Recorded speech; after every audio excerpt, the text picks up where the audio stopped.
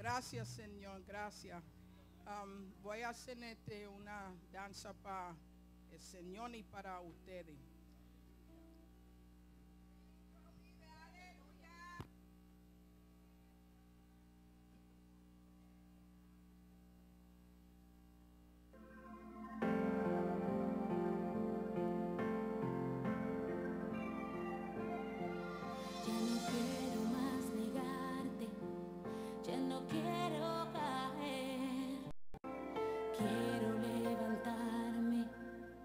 Y ser un vencedor. No quiero verme más perdida en mis llantos ni dolor. Quiero ser útil a tu causa y ser un triunfador. Ven y entra a mi vida, cambia todo por favor. Dame fuerzas para yo vencer. Yo quiero ser un vencedor y adorarte con el alma y adorarte con mi voz.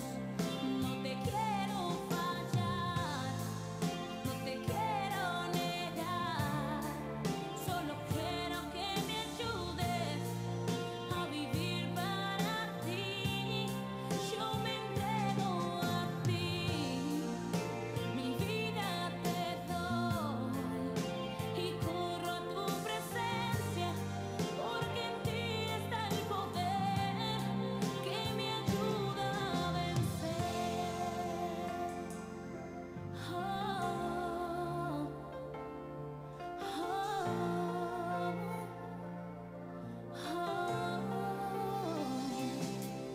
Ya no quiero más negarte, ya no quiero caer. Quiero levantarme y ser un vencedor. No quiero verme más perdida en mis llantos ni dolor. Quiero ser útil a tu causa y ser un triunfador.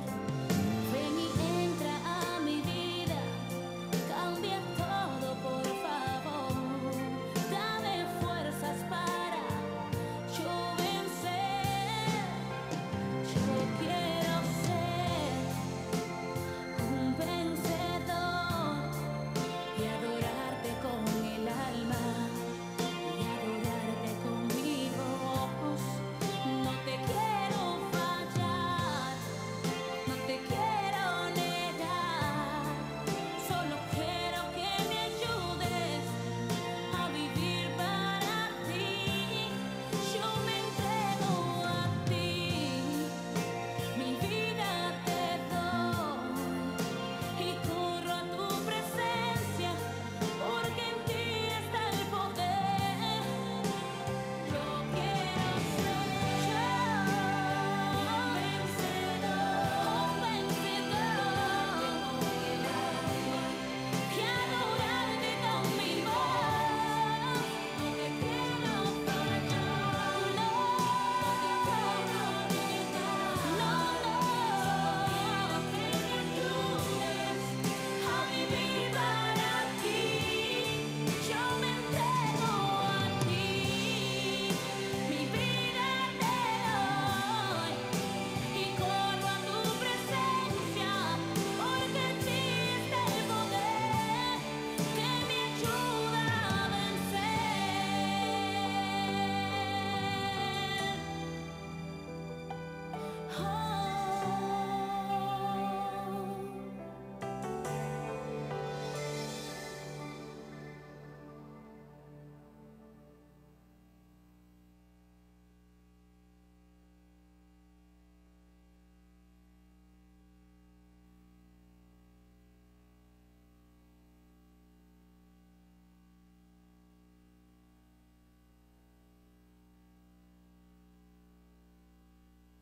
La paz y la bendición de Dios sea con todos los hermanos y hermanas. La paz de Dios sea con todos, hermanos. Amén. Bien, queremos tomar estos minutos para hacer un par de cositas rápidas. Estamos hoy celebrando un culto como lo hacemos el segundo domingo de cada mes, un culto con carácter misionero. Nosotros no queremos venir a la iglesia cuando se habla del culto misionero y venir y ya estuve en el culto misionero, pero ¿qué aprendimos en este culto misionero? O sea, ¿qué es lo que nos mueve a nosotros a llevar a cabo estos cultos misioneros? ¿Qué es lo que nosotros aprendemos en ellos? Porque uno de los propósitos y el objetivo del culto misionero es despertar en la congregación, en cada hermano y hermana, ese espíritu misionero.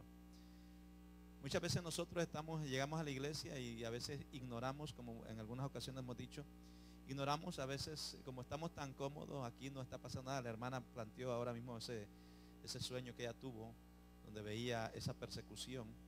Y a veces nosotros pues estamos aquí tranquilos y a veces a lo mejor lo escuchamos y digo, bueno, eso no va a pasar nada.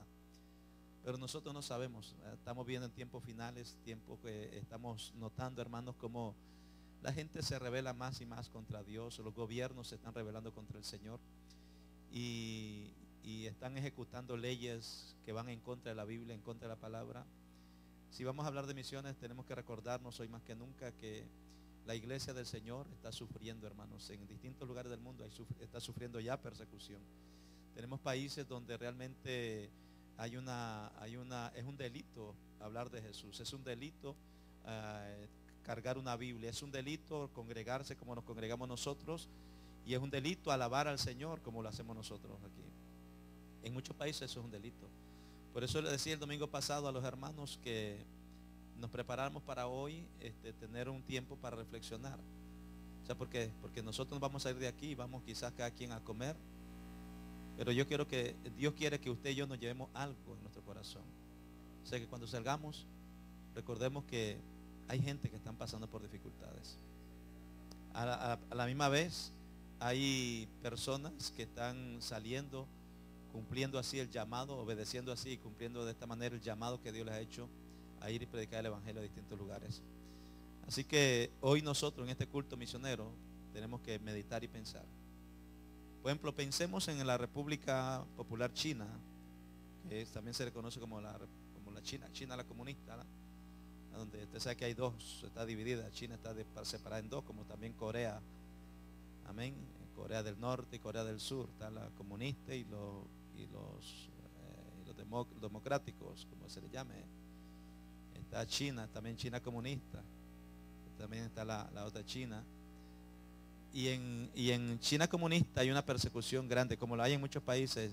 Recientemente en Facebook se está publicando un video corto de unos 3 minutos de duración, donde se grabó en vivo la manera en que los hermanos en Cristo en Pakistán o Afganistán, uno de esos dos países, son tomados, golpeados allí en la calle, en la vía pública por ser adoradores de Jesucristo. Y es un crimen, entonces ellos los agarran, los golpean y terminan quemándolos en la calle allí en vivo, delante de toda la gente. Y los policías se meten solamente para hacer el aguaje, pero los policías no hacen nada. ¿Por qué? Porque también creen en lo mismo que la demás gente. Entonces hay gente sufriendo. En China la situación es bien difícil. Los hermanos adoran al Señor, pero no adoran como nosotros. Ellos tienen que adorar a escondidas. Tienen que esconderse y tienen que hacerlo todo callado. Por eso yo les dije el domingo pasado a los hermanos en la escuela dominical que hoy vamos a hacer un ejercicio. Como hoy estamos en culto misionero, queremos recordar a los hermanos que están pasando por persecución.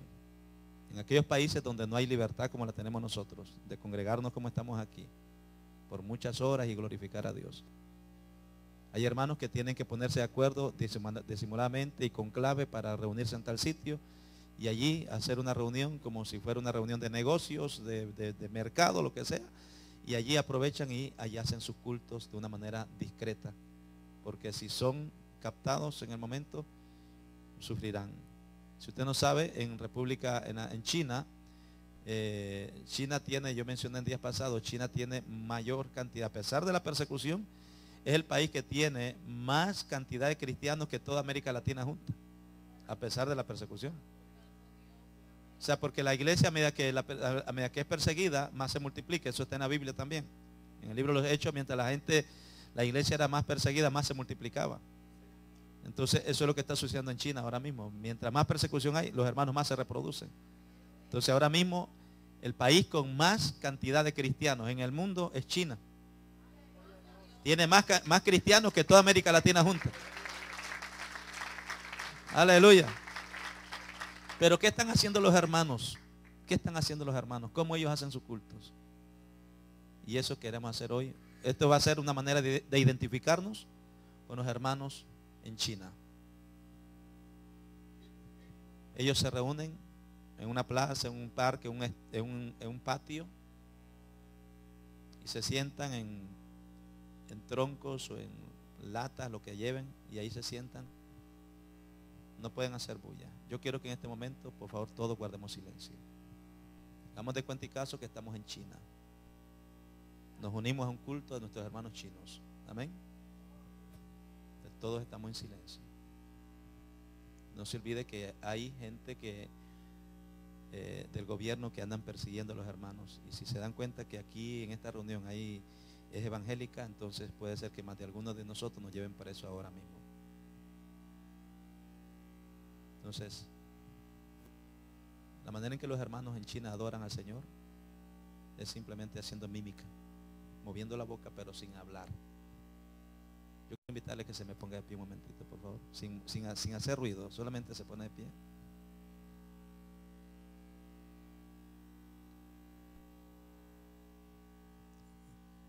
Inclina su rostro y vamos a orar en silencio.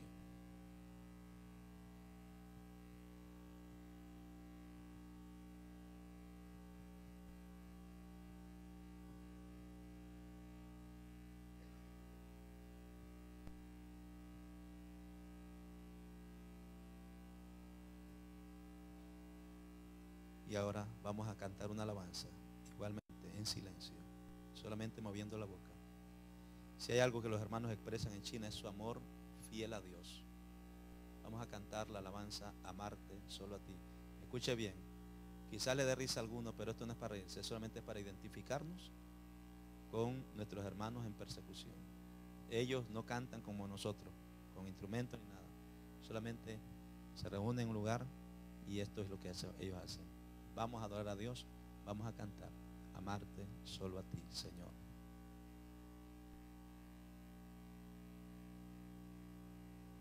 Cante conmigo, mueva la boca, solamente mueva la boca, amarte solo a ti, Señor.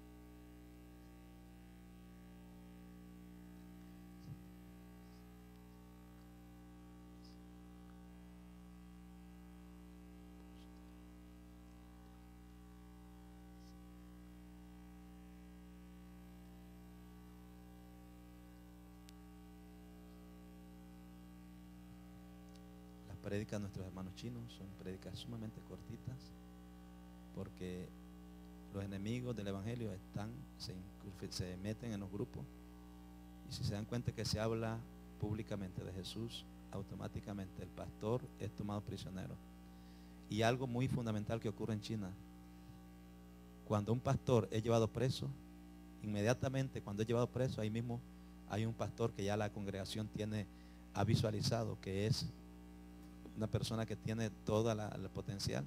Se llevan al pastor preso, ahí nomás agarra el otro la batuta, porque es una iglesia que está viva, Denle un aplauso al Señor. Una iglesia que está viva.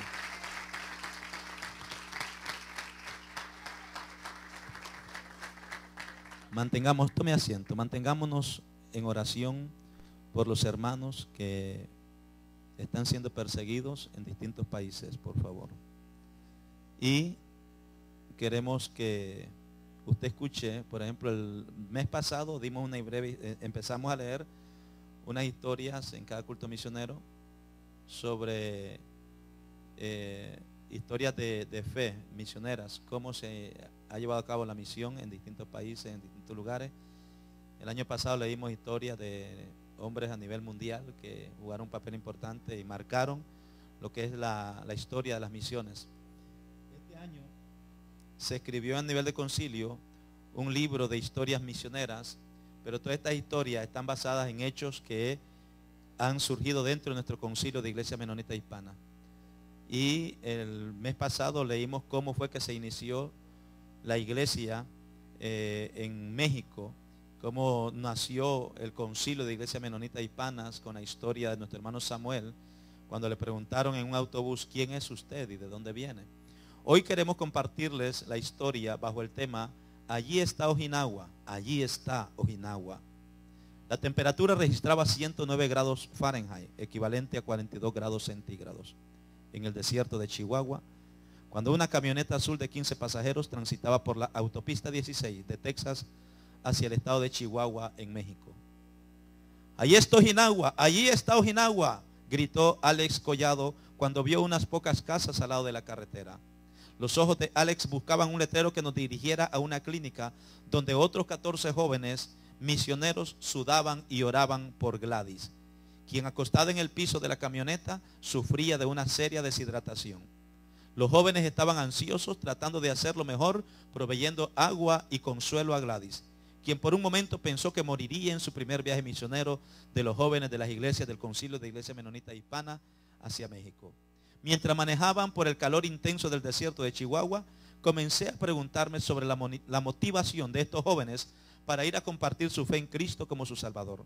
¿Qué o cuál era la motivación para que estos jóvenes se expusieran a las condiciones críticas y difíciles en los pueblos pobres de México, de los cuales habíamos dialogado en nuestro entrenamiento y planificación de los meses anteriores? Finalmente llegamos a la pequeña clínica del pueblo donde atendieron a Gladys. Continuamos por 3 días de camino hacia la región donde nos dirigíamos, pero la pregunta todavía estaba en mi mente.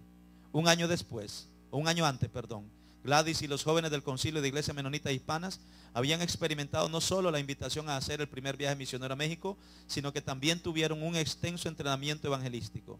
El entrenamiento fue muy útil para ayudar a que estos jóvenes hicieran actividades evangelísticas, tales como dramas, dirección de servicios de adoración, evangelismo en las calles y la construcción de un templo, el cual fue financiado por el Concilio de Iglesia Menonita Hispanas. Construcción que todavía hoy permanece. En medio de todas estas actividades pude ver claramente lo que estaba motivando a estos jóvenes.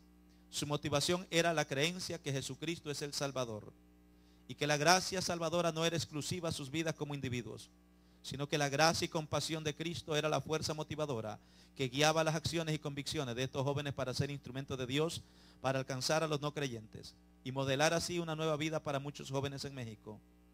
Yo sé, por la experiencia en este proyecto, cuando guié a 24 jóvenes del concilio en 2 viajes misioneros consecutivos, que la motivación que estos jóvenes exhibieron fueron valores sólidos y bien fundamentados. A la manera que manejé la camioneta azul de pueblo a pueblo, de experiencia a experiencia, yo sabía la motivación y estaba aprendiendo que esos jóvenes amaban a Dios y que tal amor los motivaba a vivir la palabra de Dios en maneras que nunca me imaginé. Cuando compartían sus testimonios, su labor, su amor por otros, yo sabía que ellos estaban creciendo también hacia el mundo de Dios. Los jóvenes menonitas hispanos obedecieron el mandamiento de ir a la manera que se les presentó la idea de ir al mundo de Dios, para compartir la gracia salvadora de Cristo. Y al hacerlo, ellos hicieron una inversión en el reino de Dios. Ahora, después de 24 años, todavía estoy convencido de que la decisión del Concilio de Iglesia Menonita Hispana de enviar a sus jóvenes al campo de misión fue una decisión al cumplimiento y obediencia de lo que está escrito en Marcos 16:15, id por todo el mundo y predicad el evangelio a toda criatura. Esta historia la escribe el hermano Brígido López, un hermano que también fue de los primeros pioneros de nuestro concilio de Iglesia Menonita Hispana y fue la persona que llevó a estos jóvenes en dos ocasiones distintas hacia México en esta labor misionera. Para reflexión, ¿dónde estará la próxima camioneta azul que llevará a la próxima generación de jóvenes al campo de misiones? ¿Será aquí en nuestra iglesia? ¿Serás tú o eres tú una persona joven dispuesta a ir? Y la tercera pregunta para reflexionar: ¿estás tú, hermano y hermana, dispuesto? Quizás no tan solamente a ir, sino también dispuesto a invertir en el reino de Dios. Estos jóvenes que fueron a Ojinawa, en México, invirtieron tiempo, dinero y fuerzas. Dios está buscando en nuestras iglesias hermanos que digan, yo también quisiera experimentar lo que es el campo misionero, y que estén dispuestos a invertir tiempo, porque muchas veces solamente queremos, muchos jóvenes lo que están diciendo, bueno, vacaciones a Disney World, Florida, a la playa. ¿No le gustaría pensar en unas vacaciones en México, ir al campo misionero, o a Nicaragua o a Costa Rica, ir donde está la necesidad y gastar ese tiempo con estos hermanos que están pidiendo una mano amiga?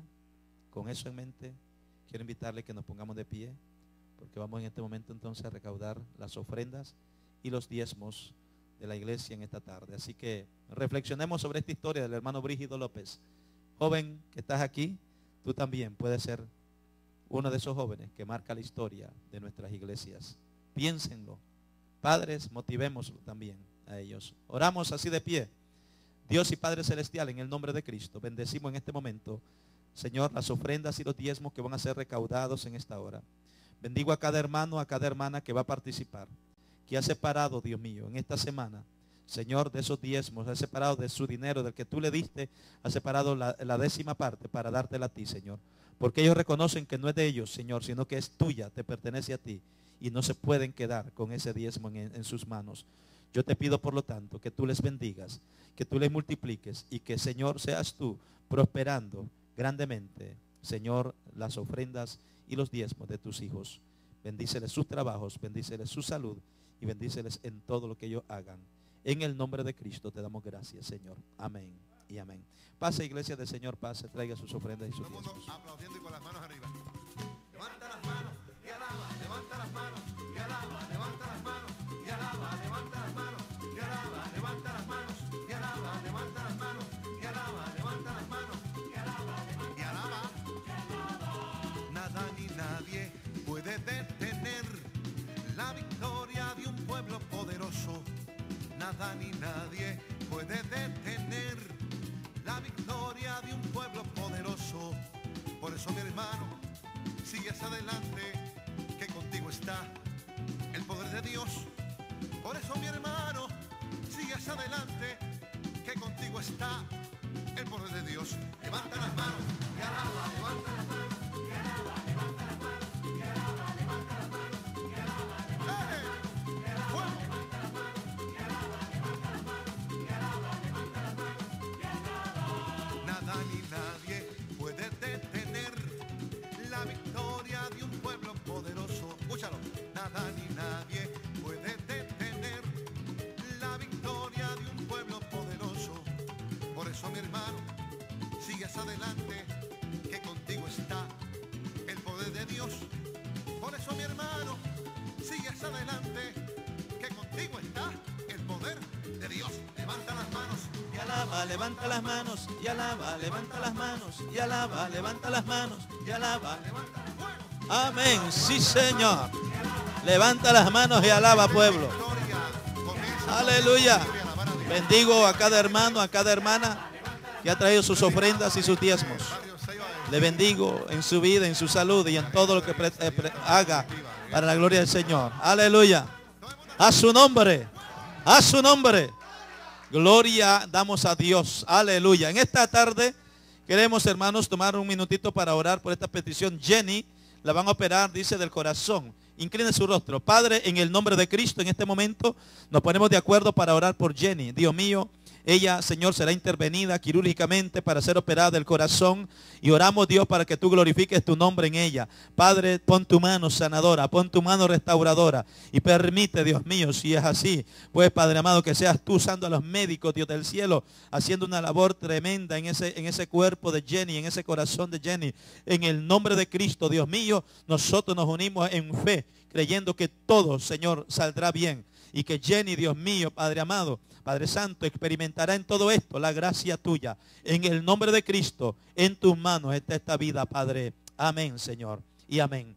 Bien, en esta tarde, como les mencioné, hoy, hermanos, pues como la idea es despertar en nosotros un espíritu misionero, nosotros podíamos predicar. Pero, ¿qué sucede? Nosotros, la prédica es muy buena y es algo que nos ayuda, pero a veces las personas cuando oyen, no todo el mundo recibe. Y dicen por allí que se enseña que para mejor recibir, dice que se recibe más cuando la persona también ve, es decir, visual.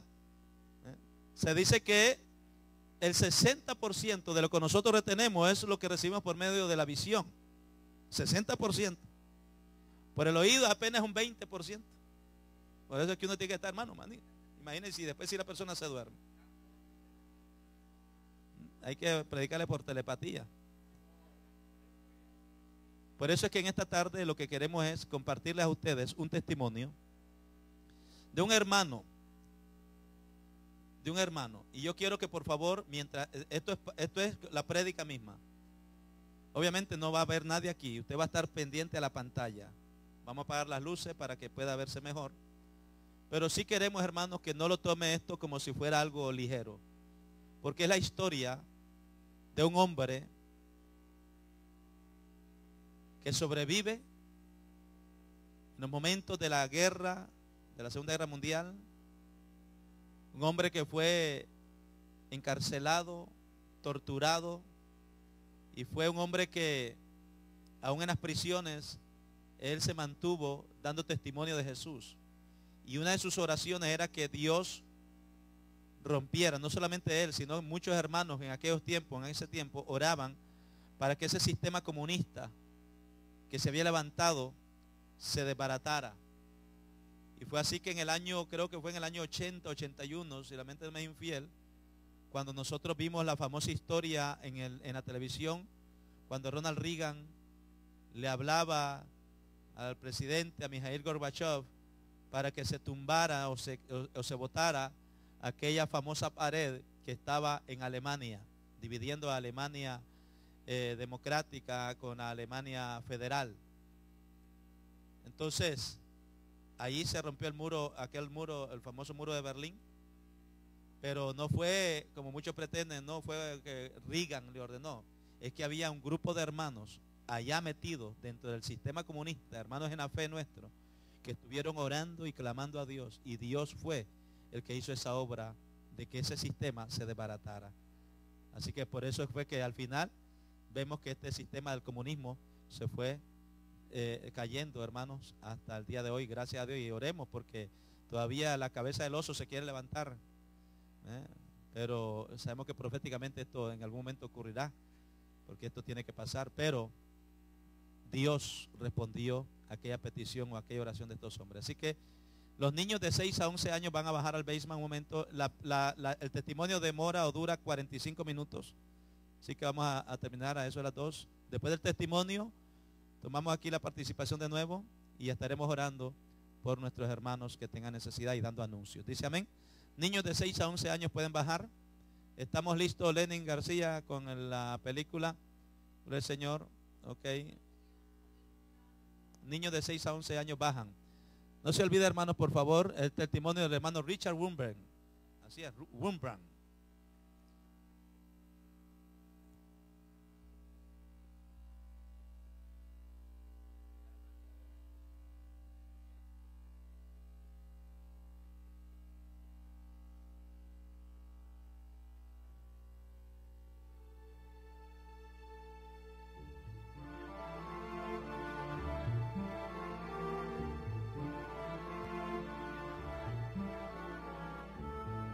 En los días previos a la caída del comunismo en Europa Oriental, en tiempos en que celebrar reuniones públicas era ilegal y no había libertad de culto, en esos días a los cristianos los detenían y encarcelaban en celdas oscuras y húmedas o los encerraban en campos de concentración donde los comunistas no escatimaban medidas con la intención de quebrantar su fe, o bien los dejaban abandonados a una muerte lenta. En esos momentos de prueba, despojados del consuelo que podría ofrecerles cualquier ser humano, resplandeció el amor de Cristo. Mi crimen ha sido confesar públicamente a Cristo como Salvador. Esta es la historia de una familia que perseveró.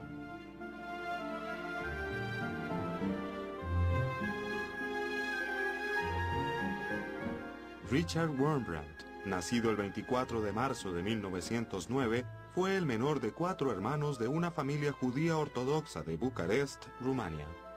Cuando aún era un niño, su familia se mudó a Estambul, en Turquía.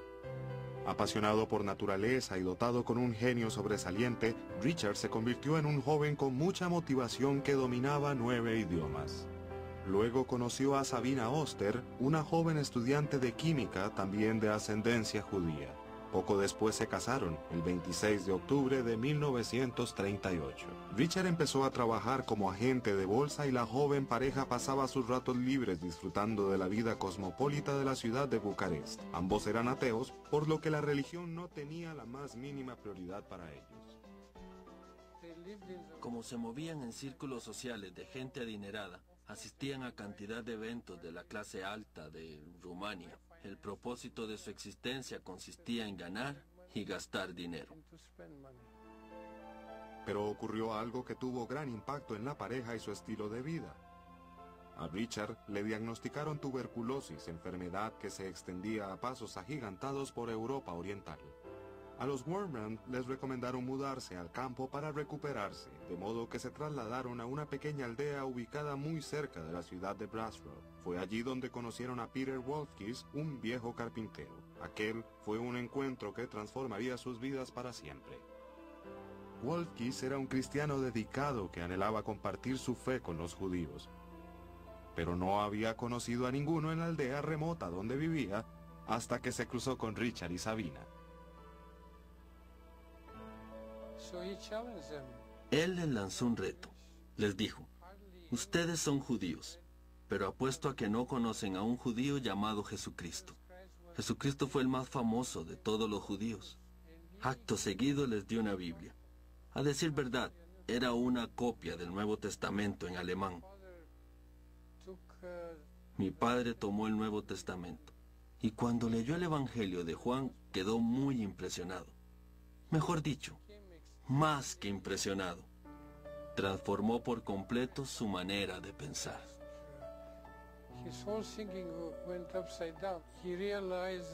Se dio cuenta de que se había topado con una persona que siempre decía la verdad y hablaba sobre el amor, Jesucristo. Estaba listo para aceptarlo y consagrar su vida en servicio a él. Así fue que su vida dio un giro completo.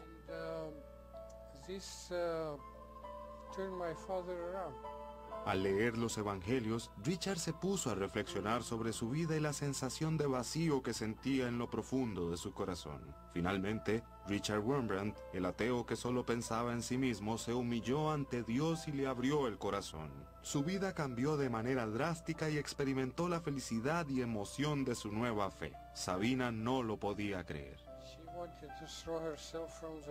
Quería que se la tragara la tierra. Cualquier esperanza que albergara de volver a su vida de lujos y fiestas quedó completamente frustrada.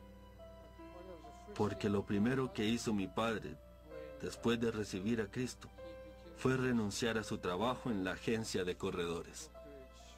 Como era de esperarse, Richard quería que su esposa compartiera su nueva felicidad, pero Sabina no quiso saber nada de la religión. Era una joven de 23 años y lo último que quería era desprenderse de su vida social y de la diversión que le reportaba para reemplazarla por lo que daba por hecho que sería una vida aburrida y excesivamente piadosa. Con lo astuto que era Richard, ideó la manera de convencerla. Para empezar, aceptó una invitación a una fiesta de la alta sociedad. Mucha gente se emborrachó y empezaron a armar alboroto. La fiesta se puso muy desagradable. Entonces mi madre dijo: Richard, regresémonos a casa. Y él le contestó: pero si vinimos para divertirnos, mejor quedémonos. La cosa es que comenzaron las bromas pesadas, y la fiesta fue de mal en peor mientras más se emborrachaba la gente. Al punto en que mi madre se puso a llorar y a rogarle a mi padre que la llevara a casa. Le dijo: si me llevas a casa, me bautizaré por la mañana. La fiesta fue una excelente ilustración de la superficialidad de esas reuniones sociales, y evidentemente las palabras y oraciones de Richard habían sembrado una semilla en el corazón de Sabina. Poco después se afilió a la fe de su esposo y llegó a conocer a Cristo. Como nuevos conversos, sintieron la necesidad de formarse y orientarse en su nueva fe. Se unieron a la misión anglicana de Bucarest, de la cual a la larga Richard se hizo ministro. Richard y Sabina se involucraron activamente en la evangelización y llegaron a ser bien conocidos como cristianos dedicados en el seno de la iglesia rumana. Los rumores de guerra que ya se escuchaban hacían que los mensajes de amor y fe que impartían fueran muy bien recibidos. Ya en 1939, al inicio de la Segunda Guerra Mundial, tuvieron un hijo al que llamaron Mijail. Uno de los primeros recuerdos que tengo de mi infancia es que mi mamá me agarró de la mano y corríamos como locos por un campo abierto rumbo a un refugio antiaéreo en la Segunda Guerra Mundial. La razón por la que estaba con mi madre era porque mi padre, junto con un grupo de 6 o 7 cristianos que había reunido durante los bombardeos, la mayoría de origen judío, aprovechaban para ir de refugio en refugio a orar con las personas. Esa fue una de las maneras en que mi padre se hizo tan conocido en Rumania. La Segunda Guerra Mundial fue catastrófica. Los alemanes invadieron Rumanía y la vida se volvió muy difícil. En vez de preocuparse únicamente por el bienestar de su propia familia, Richard y Sabina se entregaron de lleno a servir a los demás. La gente estaba asustada y muchos sufrieron grandes pérdidas. Necesitaban a Dios y su consuelo más que nunca. Los Wurmbrand hallaron su ministerio predicando en los refugios y rescatando a los niños judíos de los guetos. Richard y Sabina fueron arrestados y golpeados en muchas oportunidades y al menos una vez hasta se libraron de que los ejecutaran. Fueron tiempos difíciles. Al igual que tantas otras, la familia de Sabina acabó en un campo de concentración nazi. Rumanía se tambaleaba debido al caos político reinante. No obstante, los Wurmbrand se mantuvieron firmes en sus responsabilidades. En vez de preocuparse por sí mismos, los Wurmbrand siempre iban donde hubiese más necesidad sin importar los riesgos. Y eso fue precisamente lo que hicieron en 1945, cuando tomaron el poder los comunistas y Rumanía fue invadida por más de 1 millón de tropas rusas.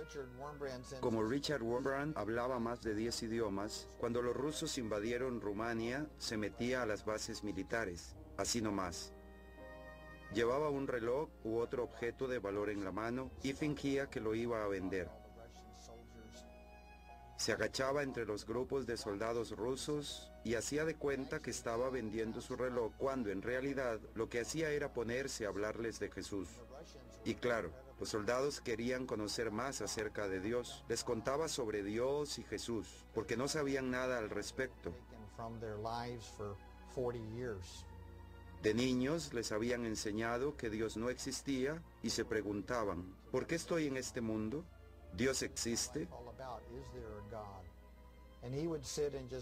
Richard les explicaba pacientemente del amor que Dios sentía por ellos y les fascinaba. Aunque las reuniones de cristianos se habían prohibido, a Richard y Sabina siempre se les ocurrían maneras innovadoras de juntarse con los demás creyentes. En muchas ocasiones se reunían varias familias y niños en un parque. Los Wurmbrand apacentaban a los adultos, mientras que a los niños se les impartía sesiones dominicales de catequesis. Cuando llegaba la policía para investigar, les decían que estaban celebrando el cumpleaños de alguien. La artimaña funcionó y los creyentes se juntaban todos los domingos a celebrar algún cumpleaños. A los Wurmbrand los movía una pasión arrolladora para impartir el mensaje a la gente. Sabina hizo hasta lo indecible según las necesidades que se presentaban. Cierta noche, se montó sobre el techo de un tren repleto de soldados rusos. Tenía unos costales llenos de sal que vendía y un montón de Biblias. Los soldados viajaban a Rumania a hacerse con el control político del país, y allí estaba Sabina para liberarlos espiritualmente. Se pasó la noche entera en el techo del tren. Fue increíble ver el amor, la atención y la dedicación con que trataba a la gente que más daño le hacía. En la difícil situación en que nos encontrábamos con los comunistas en Rumania, teníamos muchos enemigos. Gente muy mala, que no dudaría en hacernos el más vil de los daños sin pensárselo 2 veces. Esa era la clase de personas a las que invitábamos a nuestro hogar, donde les dábamos nuestro tesoro más valioso y lo recibían con gratitud. Era la gente que más daño nos hacía. En una ocasión se apareció a medianoche en casa de los Wurmbrand el hombre que había sido responsable de las muertes de muchos miembros de la familia de Sabina. El hombre cargaba un enorme sentimiento de culpa y remordimiento.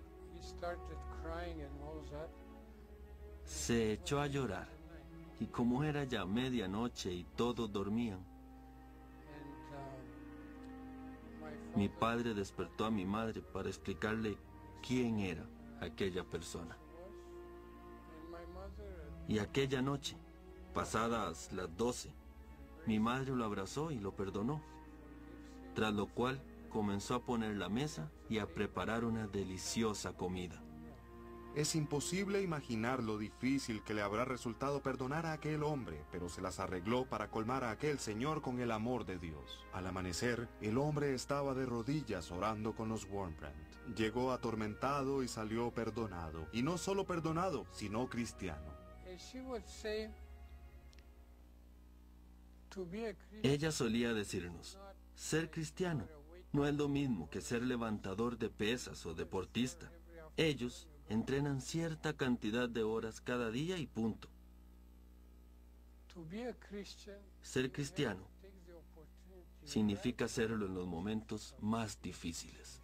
Entre 1945 y 1947, los Wurmbrand distribuyeron 1 millón de copias del Nuevo Testamento a las tropas rusas, en muchos casos camuflándolos como propaganda comunista. Richard también contrabandeó los Nuevos Testamentos a Rusia. En 1945, Richard y Sabina participaron en el Congreso de las Sectas organizado por el gobierno comunista rumano, al que asistieron más de 4.000 delegados. Aquel congreso se publicitó a nivel nacional. Le dieron cualquier cantidad de propaganda. Uno por uno, sacerdotes y pastores declararon lo mucho que Stalin y él les habían ayudado a ver la luz, la gran libertad de que gozaban bajo el régimen y otras tantas falsedades.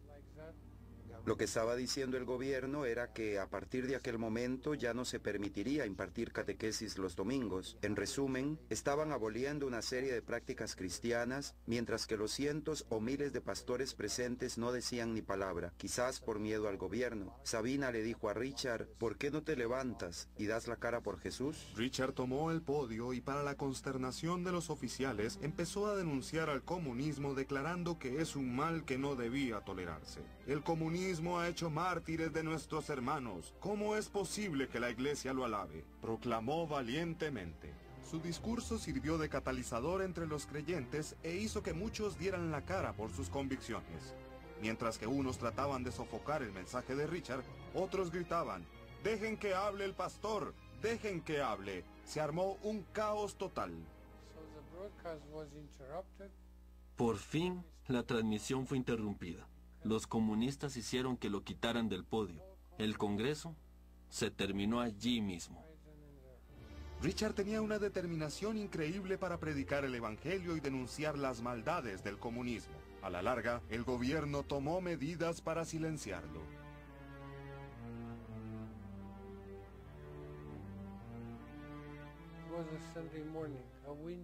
Ocurrió un domingo por la mañana, en pleno invierno. Mi padre salió de la casa y se dirigió a la iglesia.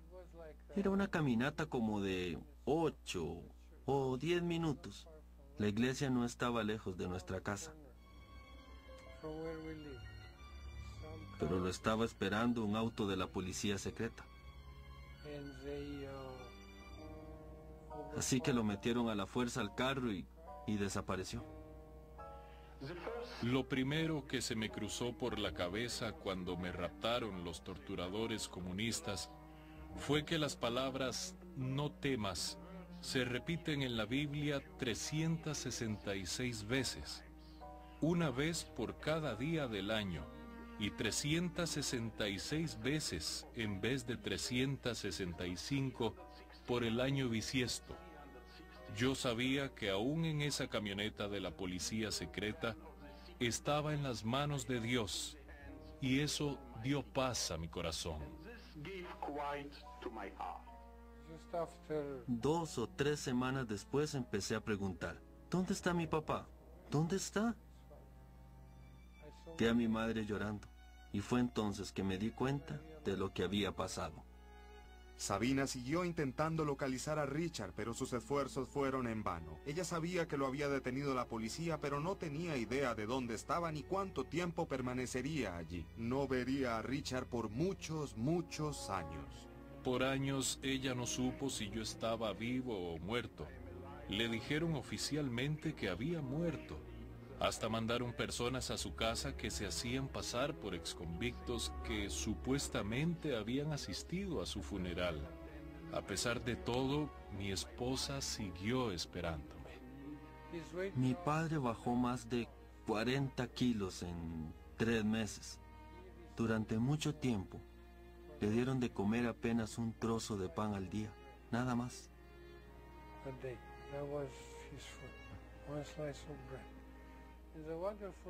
Pero a pesar del hambre, mi padre siguió alabando al Señor.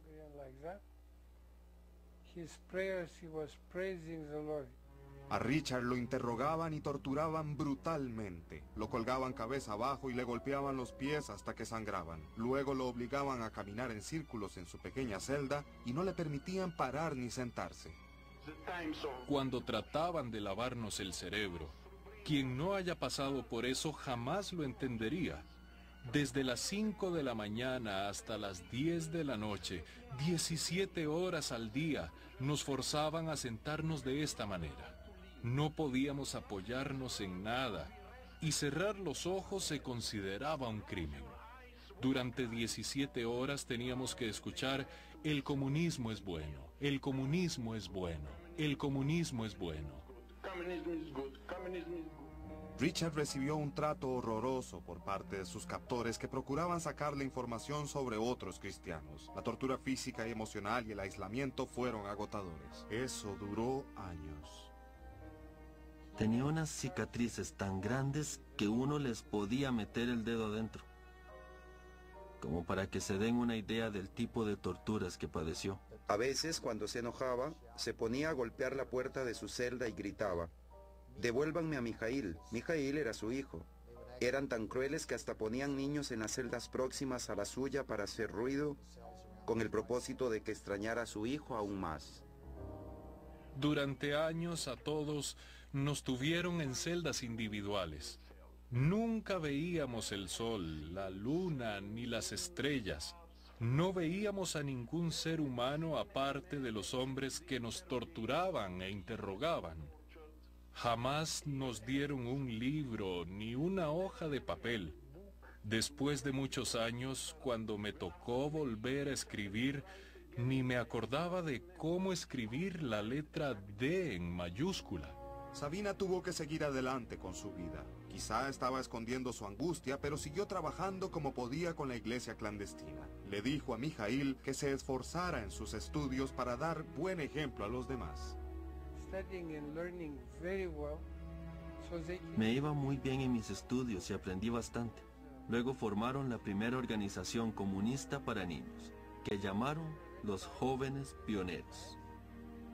Te daban una corbata y una insignia, y los niños que formaban parte de la organización tenían acceso gratuito a piscinas y clubes infantiles. Había muchos incentivos para niños. Y les dije: no luciré la corbata de un régimen que tiene a mi padre en la cárcel y que niega la existencia de Dios. Así que se armó un tremendo revuelo. Es que arruiné por completo la celebración. En ese mismo instante, acabaron con todas las actividades. Me quisieron echar de la escuela ahí mismo.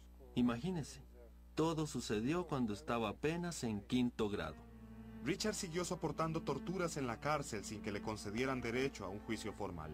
Finalmente, aproximadamente 2 años y medio después de su desaparición, débil y enfermo, lo hicieron comparecer ante los tribunales para declarar. Cuando le preguntaron si tenía algo que decir en su defensa, estaba tan enfermo que las únicas palabras que logró pronunciar fueron: «Amo a Dios». El juicio duró 10 minutos.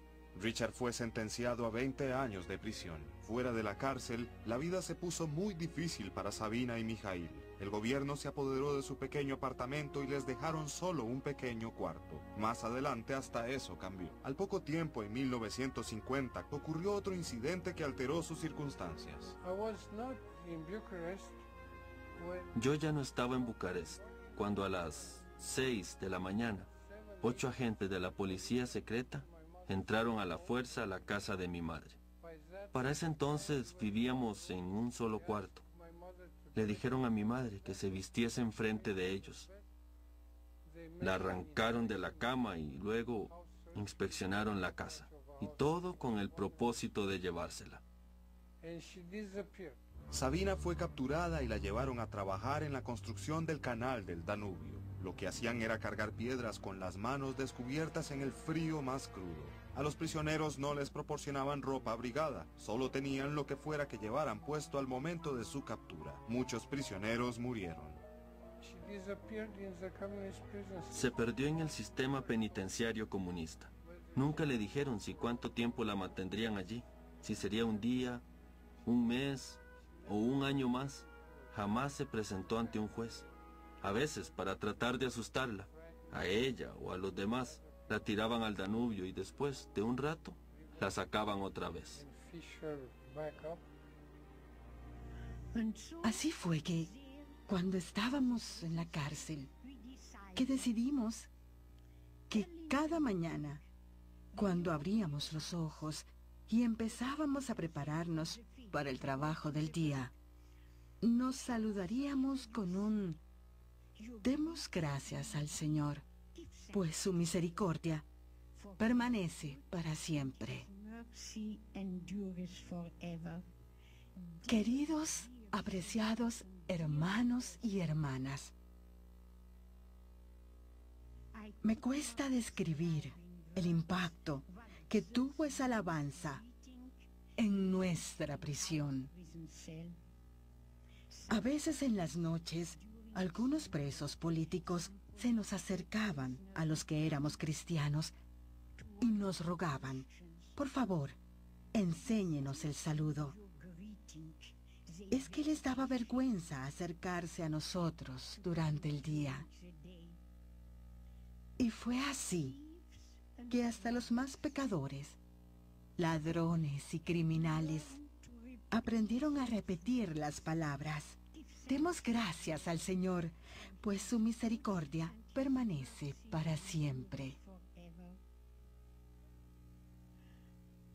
Fue increíble ver cómo ese infierno se transformó en un santuario de paz y tranquilidad.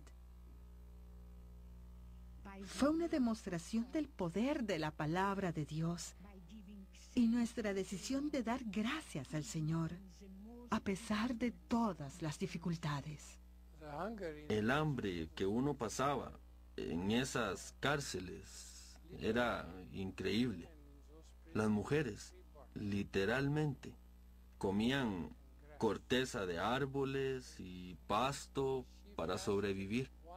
Mi madre ayunó un día por semana durante su cautividad. En realidad, siempre tuvo la costumbre de ayunar una vez a la semana y siguió haciéndolo en la cárcel. Los interrogadores estaban furiosos con Richard, pues parecía que la tortura no lo afectaba y se rehusaba a renunciar a Cristo. Entonces decidieron recluirlo en una diminuta celda oscura situada aún más bajo tierra. Los guardias usaban zapatos especiales, pues no se les permitía hacer ruido alguno. El silencio era una manera de desestabilizar aún más a los prisioneros, que perdían toda noción de tiempo y anhelaban escuchar algún sonido familiar. En estas circunstancias, con poca comida y golpizas frecuentes, los prisioneros perdían toda esperanza. Era una forma de tortura mental, situación que Richard debió soportar durante muchos años. Se me hizo como si hubiese pasado toda mi vida en esa celda. Me la pasaba deambulando de aquí para allá, sin zapatos, sin nada. Cada noche meditaba acerca de la palabra de Dios y los versículos que había atesorado en mi corazón. Siempre meditaba sobre algo. Pasaba horas en oración. oraba por todo el mundo. Era como si mi espíritu viajase a cada parte del mundo mientras oraba por distintos países. Cada noche oraba por América, por Gran Bretaña, por África, Australia, Nueva Zelanda, Alemania, Francia. Y todas las noches predicaba un sermón. No tenía público visible, pero sé que Dios me escuchaba, y los ángeles siempre estuvieron presentes. A ellos sí les interesaba lo que yo decía. Todos los días preparaba un riguroso sermón y lo pronunciaba. También hice un tablero de ajedrez de un par de objetos primitivos que encontré tirados. Jugaba al ajedrez contra mí mismo una y otra vez, y oraba, y hablaba con Dios. Después empezaron a ponernos droga en los alimentos, y estas nos afectaron la mente, de modo que ya no pudimos orar más en el sentido común de la palabra. Fue uno de los momentos más difíciles de toda mi vida. Una noche traté de recitar el Padre Nuestro. Padre nuestro que estás en los cielos, santificado sea tu nombre. No me acordaba más, y durante mucho solo llegaba hasta ahí. Jesús, te amo. Jesús, te amo. Creo que con esa oración me bastaba. Y cuando ya ni podía concentrarme mentalmente, mi oración fue el latido de un corazón rebosante de amor. En ocasiones el gozo del Señor era tan sobrecogedor que nos poníamos a bailar, y bailábamos así.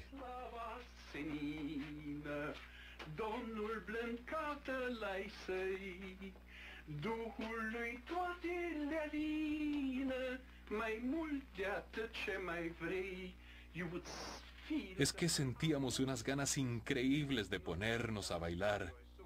Así de intenso era el gozo de nuestro amado Señor.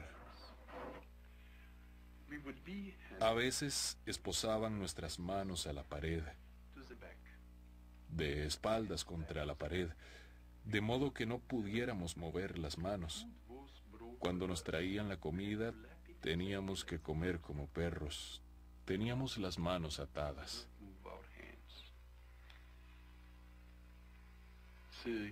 El cuerpo humano tiene muchas necesidades básicas.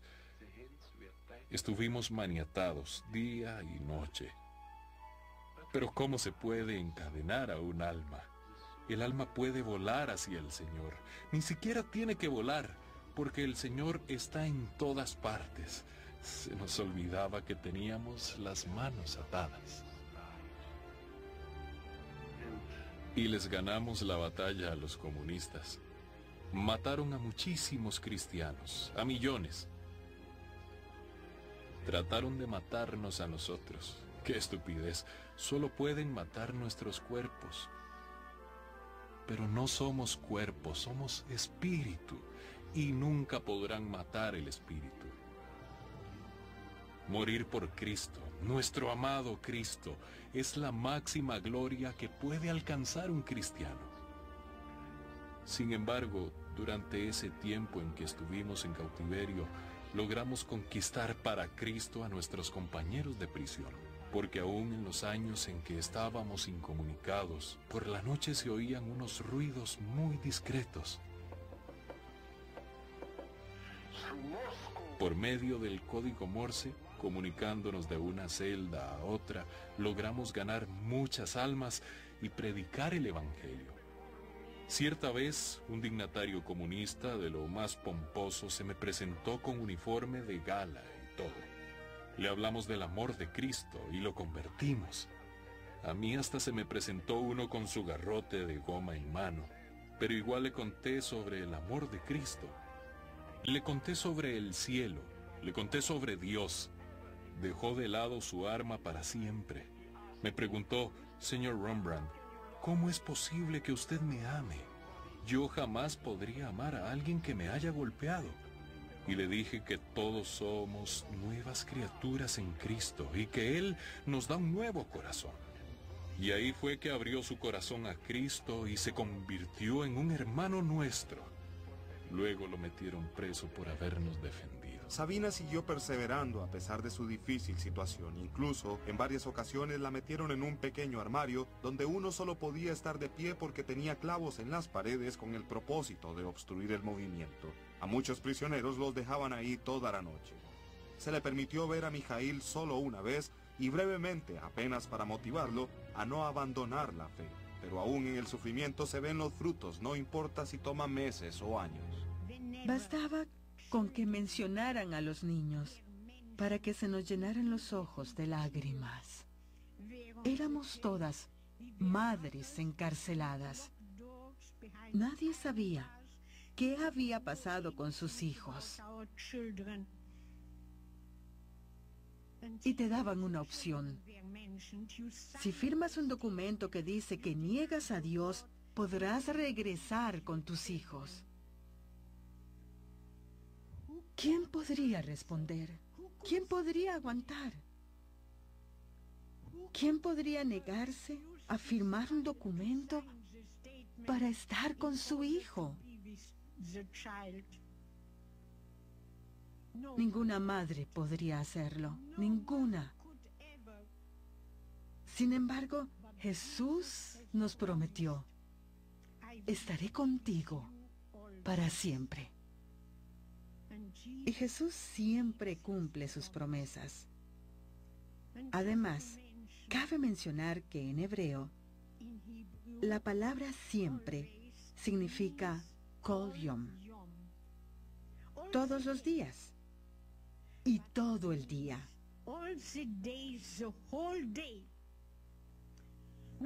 No iba a estar con nosotras 10 minutos nada más, como si viniera a visitarnos nomás. Nos prometió que estaría con nosotras todos los días, todo el día. Por fin, en 1953, después de 3 años de encarcelamiento, Sabina fue puesta en libertad.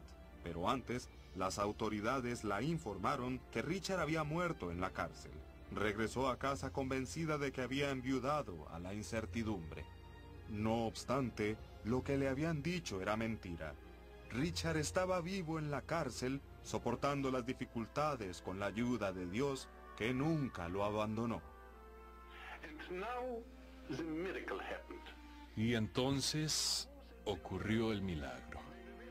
Parecía haber llegado para nosotros el peor momento, cuando nos torturaban más que nunca.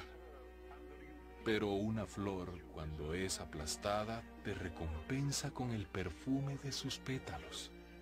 Cada vez que nos golpeaban y se burlaban de nosotros, los amábamos más y más. Hay que dejar algo en claro, que odiábamos el comunismo.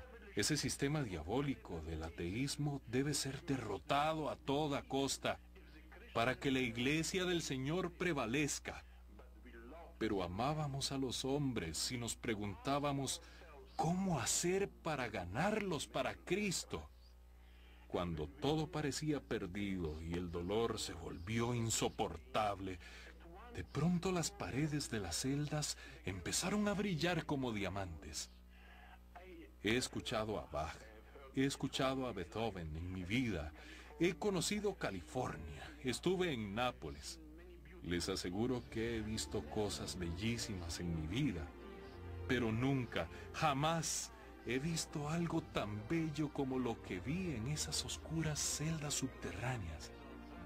Jamás escuché música tan hermosa como la que percibí aquel día, porque Jesús, el Rey de Reyes, estuvo allí con nosotros.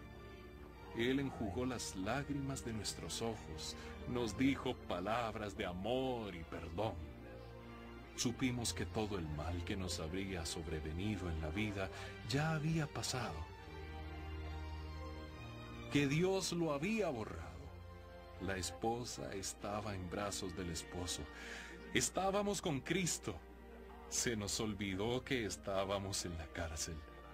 A veces nos interrogaban, nos torturaban, pero como San Esteban, cuando lo apedrearon, no vio a sus asesinos, sino que vio abrirse el cielo y vio a Jesús a la mano derecha de su Padre. Así también fue con nosotros. Ya ni veíamos a nuestros torturadores comunistas, Ni siquiera nos dábamos cuenta de que estábamos en la cárcel. Estábamos rodeados de ángeles y estábamos con Dios. Tras años de recibir un trato inhumano, Richard se enfermó gravemente y fue transferido a un cuarto llamado el cuarto de la muerte, donde mandaban a las personas que no tenían posibilidades de recuperarse. Pero Richard oró y poco a poco empezó a recuperarse ante la incredulidad de los oficiales. Aprovechó la oportunidad para ayudar a los demás prisioneros y conducirlos a Cristo. Aprendieron a rezar y juntos cantaban himnos cristianos usando sus cadenas como instrumentos de percusión. Uno por uno, cada hombre recibió a Cristo. Hasta que cierto día de 1956, 8 años después de que capturaron a Richard, hubo noticias. Resulta que durante sus 8 años de cautividad, mi padre logró convertir a cierto oficial al cristianismo. El impacto que tuvo Richard sobre aquel hombre fue tan profundo que al regresar a su casa, tras un interrogatorio, le dijo a su esposa: hoy conocí a un hombre que pensé que nunca existiría en esta tierra. Me siento mal, quiero irme a dormir. Y se fue a la cama, pero luego urdió un plan para liberar a Richard. Ese hombre era nada menos que el secretario particular del jefe de la policía secreta, que también era el ministro del Interior.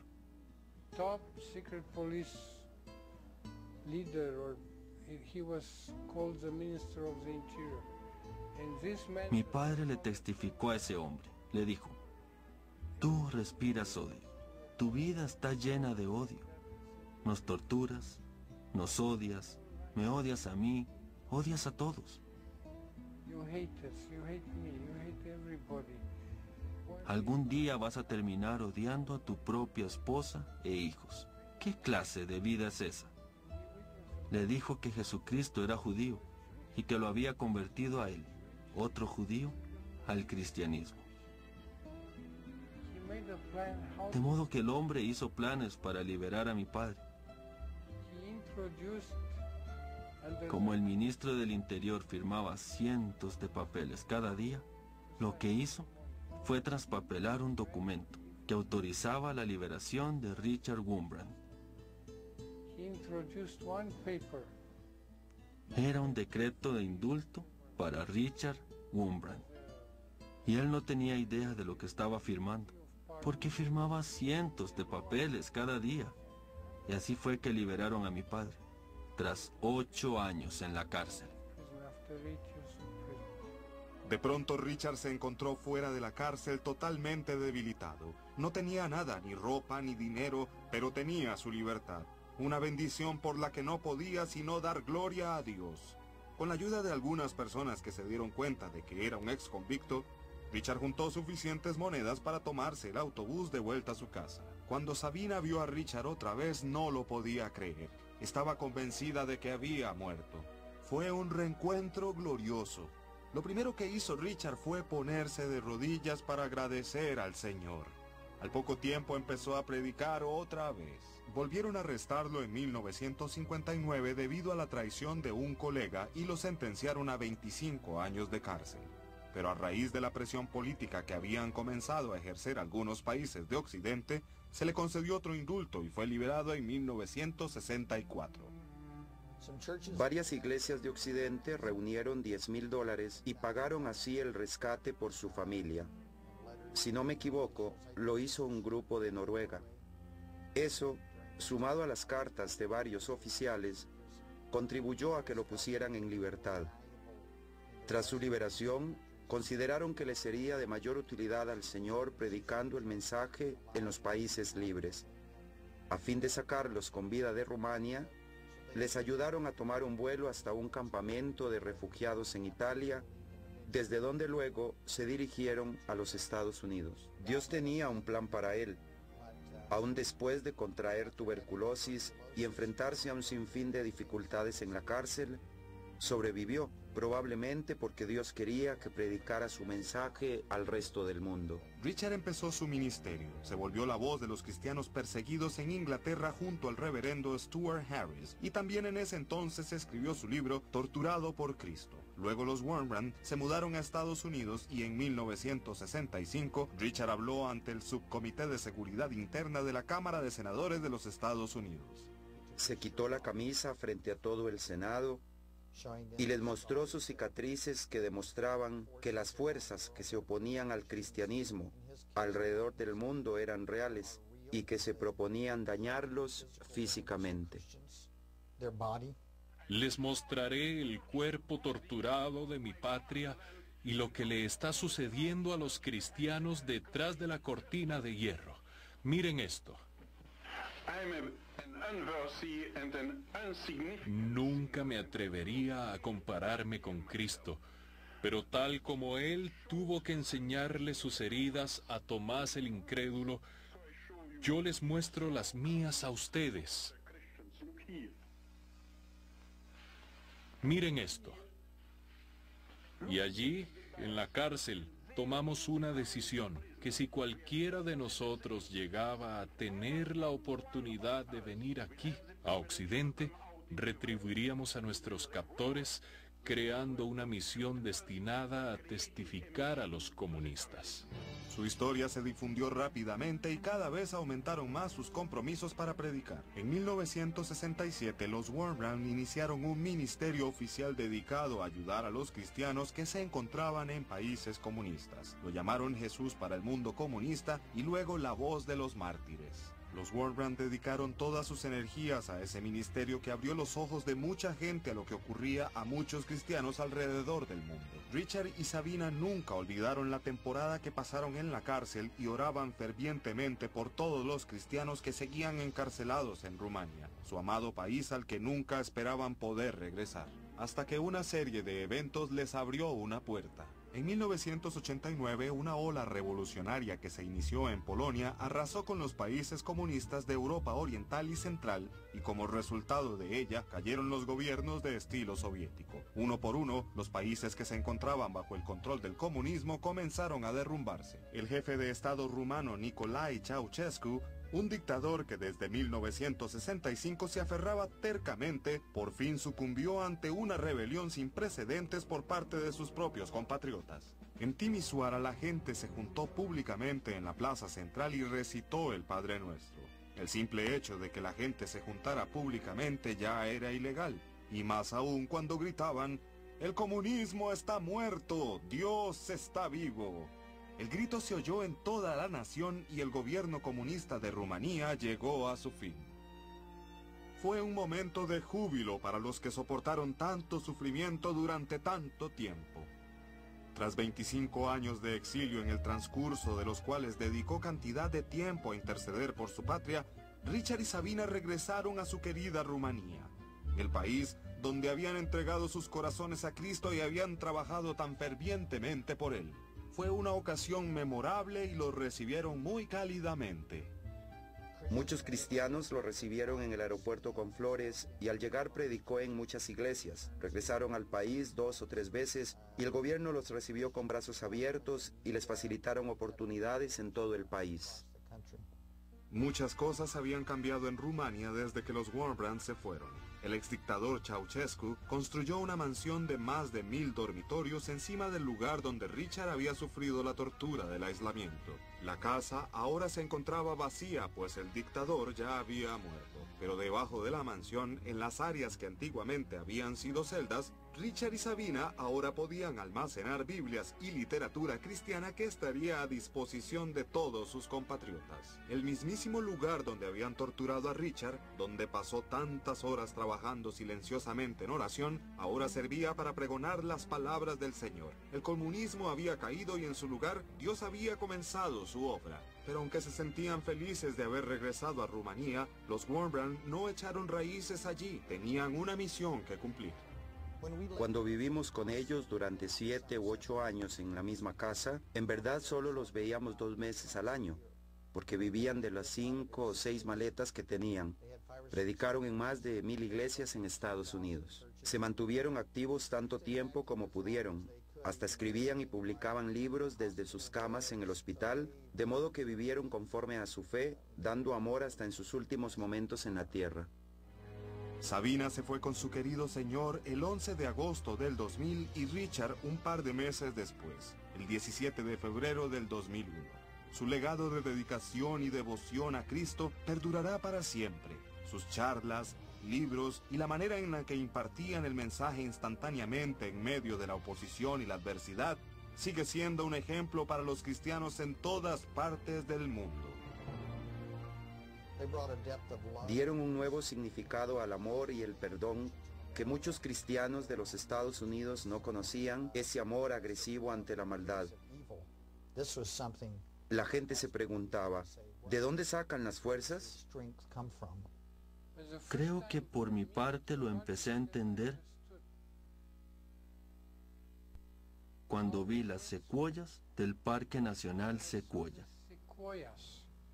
In the Sequoia National Park.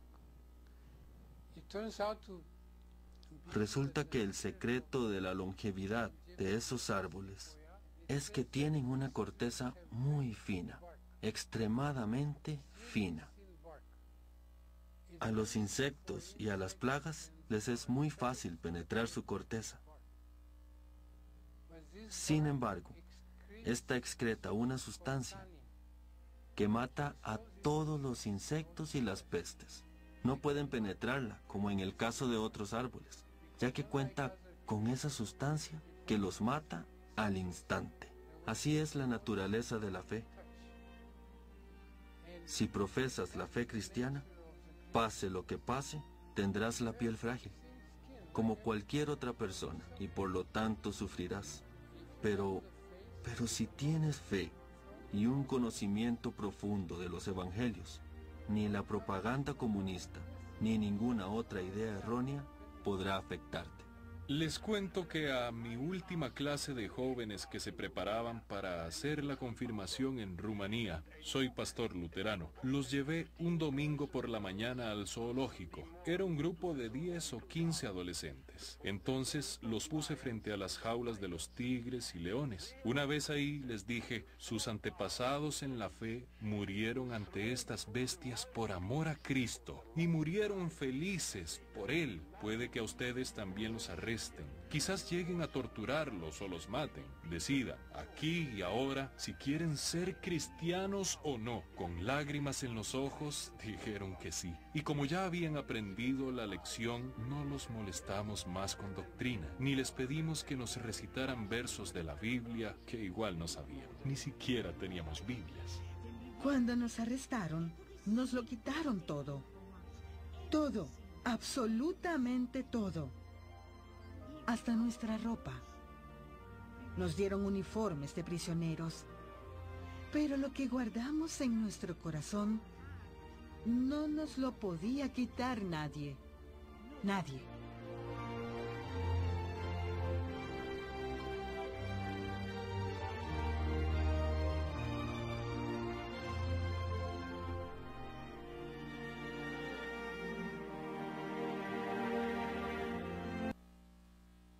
Tremenda enseñanza, hermanos. Amén. Han sido bendecidos. Amén. Denle un aplauso al Señor entonces.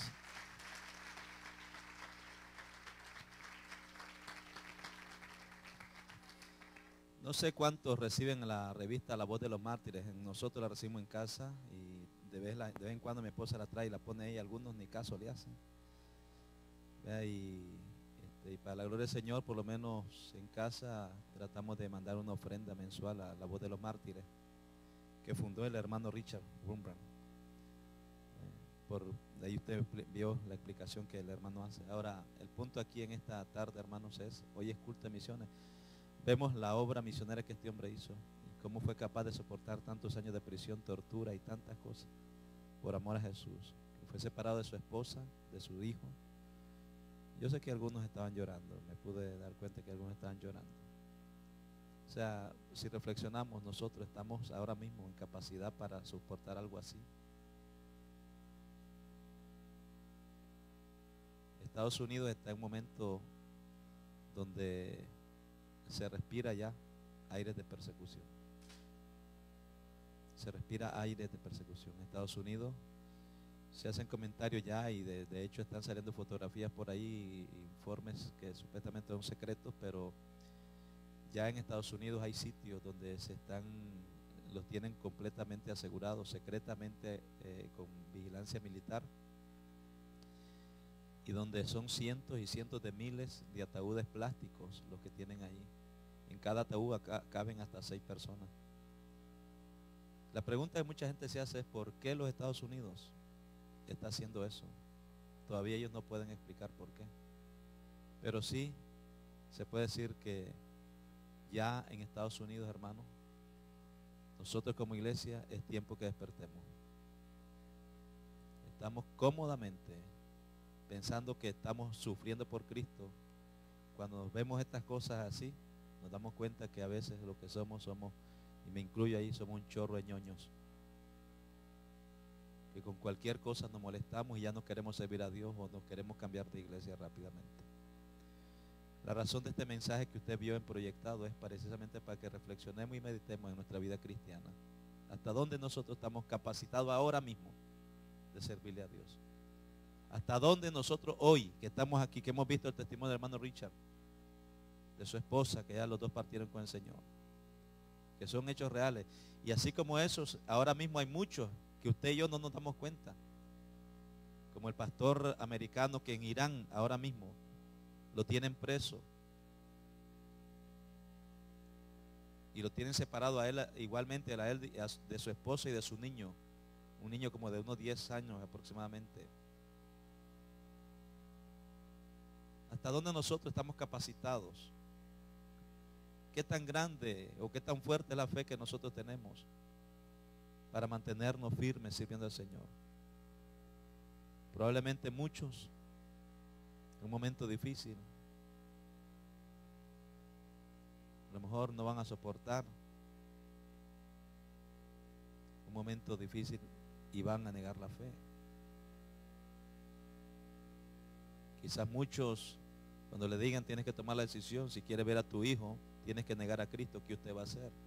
La hermana Sabina pudo mantenerse firme, que aunque le dijeron podemos nosotros perdonarte la vida y poder reunirte con tu hijo, se mantuvo y no negó a Dios. Hermano, yo soy testigo. En Cuba nosotros estuvimos allá casi 7 años. Cuando usted ve que empiezan los niños desde pequeños, lo que ya hablaba ahí del movimiento de pioneros por el comunismo, se llama en Cuba. Todos los niños de chiquitos tienen que empezar a meterlo en el programa de pioneros por el comunismo, donde les ponen su corbatita roja, su pañoleta roja, su camisa blanca, su short rojo, las niñas con su falda roja y tienen que ir citando cada mañana: pioneros por el comunismo, seremos como el Che. Pioneros por el comunismo, seremos como el Che. Nosotros estuvimos en Cuba en la escuela donde todas las mañanas teníamos que recitar de memoria quiénes somos, estudiantes, qué queremos estudiar, para qué, para triunfar. En la fábrica triunfaremos, a los yanquis aplastaremos, aplasten al yanqui, nosotros con los pies venceremos. Y todas estas cosas son lavado de cerebro, para llevarlo a uno a que uno crea y piense que ese es el mejor sistema. Lo mejor que el hombre puede encontrar es a Cristo Jesús. Lo mejor que el hombre puede encontrar es a Cristo Jesús. Así que, ¿hasta dónde nosotros estamos hoy? Firmes para negar, hermano amado, cualquier cosa que el diablo quiera traernos y mantenernos firmes por el Señor. A veces hay gente que prefieren por un trabajo, por un empleo, prefieren. A veces hay gente, bueno, aunque mi vida espiritual se debilite un poco, yo no voy a estar debilitado, pero sabe que hay mucha gente que por un trabajo, por un poquito de dinero, prefieren ellos desconectarse del Señor. Que en esta tarde podamos reflexionar. Quiero invitarles, si usted ha sido tocado por este mensaje,